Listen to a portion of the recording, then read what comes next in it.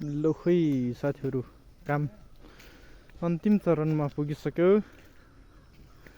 अब मात्र एक दिन बाँकी रहेको छ। आज सम्भावना छ भ्याउने।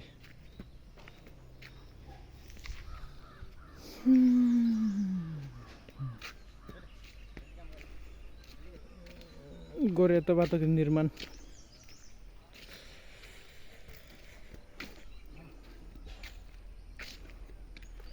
अन्तिम चरणमा पुगेको छ यी काम।